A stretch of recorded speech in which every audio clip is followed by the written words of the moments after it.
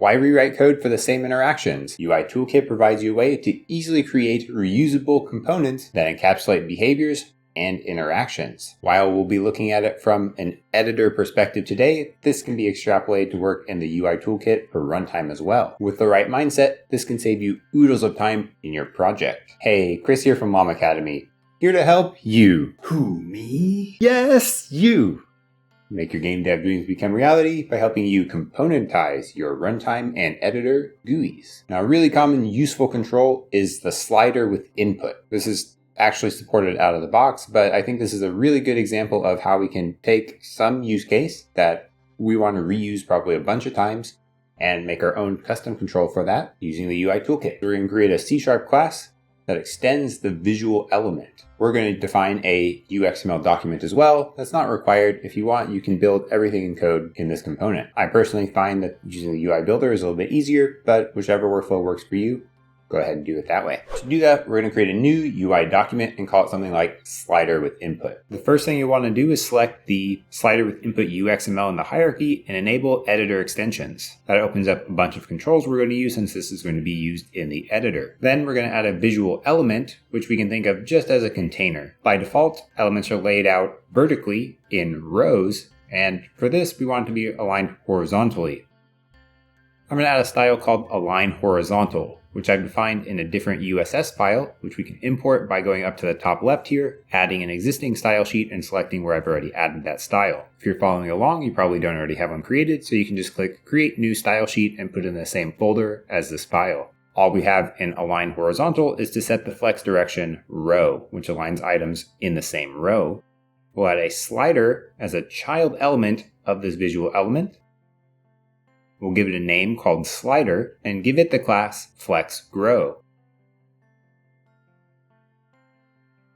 This is also defined in the root styles USS simply as flexGrow1 and flexShrink0, which makes this prefer to take up more space than it actually needs. Once we add in the input field, you'll see why that's important. Let's go ahead and drag a float field as also a child element of this visual element, and you'll see that the slider prefers to take up more space. We'll remove the label of the input field because we want it to be considered the same control. We don't want two different labels. Give it a name input. I'll set the value to 0, so it reflects the same value as the slider has by default. And here on the inline styles, I'll go to size and set the minimum size to be 35 pixels. This is kind of an arbitrary number just to prevent it from changing sizes as you change the input value. You could also do this with USS. Generally, you want to avoid using inline styles that just kind of bloats the size of the elements you're using, but it is possible. I just wanted to show you how you could use inline styles for some random specific use cases. The way that we name these is kind of important because we're going to use this pattern of, in our C# class,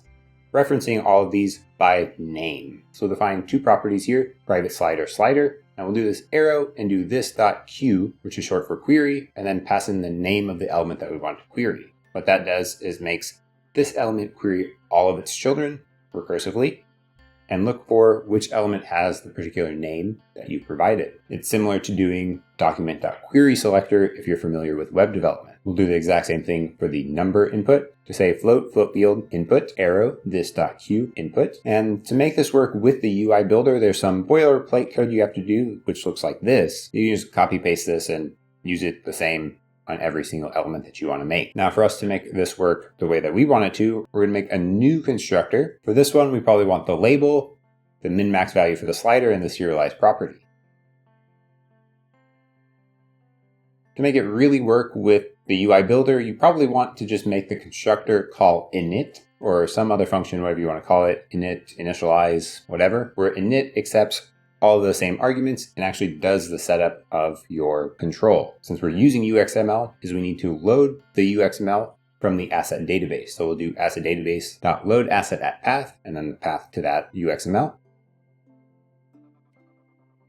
And do asset.cloneTree this. That takes whatever UXML we did and drops it into this visual element. Set the min-max value of the slider and give the slider the label. Binding the fields to use the serialized property, which gives us things like automatic undo, redo, that kind of stuff. But this way, if we use the UI builder to drop this control into the inspector somewhere, or some custom editor or whatever, it's going to get called with a default constructor. So in your code, you'd want to then set it up. So you'd query for this, much like we did query the other ones by name, and then call init on it to get it set up the way that you want it to be done. If you want to define this only in code, then you can just call the constructor and it'll set it up as soon as you create it. So those are the two workflows. One is using UI Builder. We need to call init. One, if we're defining it only in code, then it just gets constructed with that new constructor that accepts everything that it needs. Now let's talk about the property binding. The serialized property is some property that's tied to a serialized object. Having a serialized object and serialized property gives us things the Unity editor just kind of works with to have like automatic undo and redo. If we say we want to bind this property to the slider into the input field, what that does is says, okay, so this serialized property represents whatever it is. If we change the slider value, since we bound the serialized property to both the slider and the number input, both of them will update. If we update the number input, then the slider will adjust accordingly. If this is being used in like a mono behavior or a scriptable object or something, then the underlying value that this is bound to will also be updated. I've got a link in the description if you want to learn more about how the binding process works in Unity. And that's all that we have to do. You have your own reusable component that you can use. In the UI Builder, you can go to on the left side and go to project, and you can see both the UXML and in the script section, you can drag those directly into the UI Builder wherever you want them to show up. So you can use it just like any other control that comes out of the box. Remember that the same process goes for the runtime GUI, so you can create your own complex or simple reusable components in UI Toolkit and then not have to remake the same interactions and stuff all the time. If you got value out of this video and you want to see more UI Toolkit stuff, go ahead and like and subscribe to help the channel grow, reach more people, and add value to more people. And if you want to support this channel, you can click join right here on YouTube to become a channel member, or you can go to patreon.com/LlamAcademy. On both of those, you'll get your name up here on the screen, get a shout out starting at the awesome tier, and some other cool perks at the tremendous and phenomenal tier. At the awesome tier, there's Gerald Anderson, Autumn K, Matt Parkin, Ivan, Rulin, Ify and Fernando. At the tremendous tier, there's Bruno Bozic. And at the phenomenal tier, there's Andrew Bowen.